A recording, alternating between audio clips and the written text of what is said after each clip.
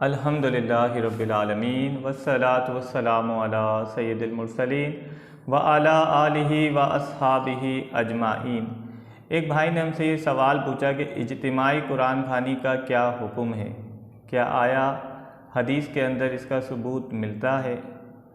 تو اس کو یاد رکھ لیجئے کہ اجتماعی قرآن خوانی سے مراد ہے کہ لوگوں کا جمع ہونا اور ایک جگہ قرآن پاک کی تلاوت کرنا، اور یہ دور صحابہ میں بھی ہوا، جیسا کہ رسول کریم صلی اللہ علیہ وسلم جب صحابہ اکرام کے درمیان تشریف لائے۔ یہ حدیث مسلم شریف کی ہے۔ سیاہ ستہ میں مسلم شریف کو دوسرا مقام حاصل ہے۔ اللہ کے رسول صلی اللہ علیہ وسلم صحابہ کے درمیان تشریف لائے تو فرمایا کہ صحابہ اکرام قرآن پاک کی تلاوت کر رہے تھے اور ایک دوسرے سے درس کی تکرار کر رہے تھے۔ تب رسول کریم صلی اللہ علیہ وسلم نے ارشاد فرمایا کہ تم لوگ قرآن کی تلاوت کر رہے ہو اور ایک دوسرے کو دین سیکھ رہے ہو اور سکھا رہے ہو، ان پر اللہ تبارک و تعالی سکون نازل فرماتا ہے اور رحمت ان کو ڈھانپ لیتی ہے اور فرشتے ان کا احاطہ کرتے ہیں، اور اللہ تبارک و تعالی ان کا ذکر اپنے پاس فرماتا ہے۔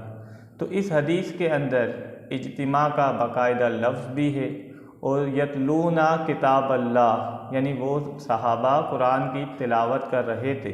یہ دونوں باتیں موجود ہیں، اجتماع اور تلاوت قرآن پاک۔ تو اس سے معلوم ہوا کہ صحابہ اکرام بھی جمع ہو کر تلاوت قرآن پاک کیا کرتے تھے، اور اجتماعی قرآن خوانی میں بھی یہی ہوتا ہے کہ لوگ جمع ہوتے ہیں اور قرآن پاک کی تلاوت کرتے ہیں۔ اسی طرح ایک اور حدیث ہے جو حضرت جابر بن عبداللہ سے ہے کہ رسول کریم صلی اللہ علیہ وسلم صحابہ کے درمیان تشریف لائے تو صحابہ اکرام قرآن کی تلاوت کر رہے تھے، تو فرماتے ہیں جابر بن عبداللہ کہ ہم میں اجمی بھی تھے اور عربی بھی تھے، یعنی اجمی لوگ جو عربی دان نہیں ہیں، باہر کے باشندے بھی تھے اور ہم بھی تھے، ہم مل کر قرآن پاک کی تلاوت کر رہے تھے۔ نبی کریم صلی اللہ علیہ وسلم نے فرمایا تم سب لوگ قابل تعریف ہو۔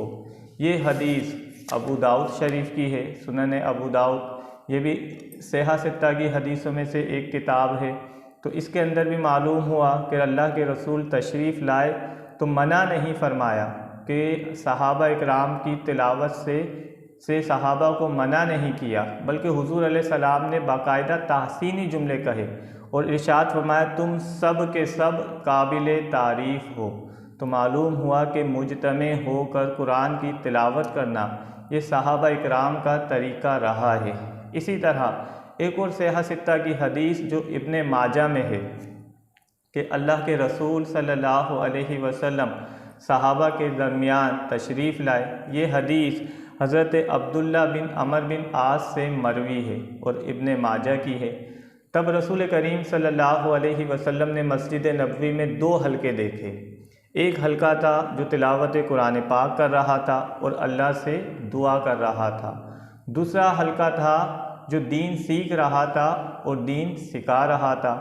اللہ کے رسول نے فرمایا دونوں حلقے حق پر ہیں، کیونکہ ایک تلاوت قرآن پاک کر رہا ہے اور دوسرا دین سیکھ رہا ہے۔ پھر اللہ کے رسول نے فرمایا کیونکہ اللہ نے مجھے بعثت معلم بنا کر بھیجا ہے، تو آپ علیہ السلام دین سیکھنے والے حلقے میں تشریف لے گئے۔ تو یہ تینوں احادیث مسلم شریف، ابو داؤد اور ابن ماجہ، اس سے پتہ چلتا ہے کہ اجتماعی قرآن خوانی کا طریقہ صحابہ اکرام کا ہے جو آج بھی مسلمانوں میں رائج ہے۔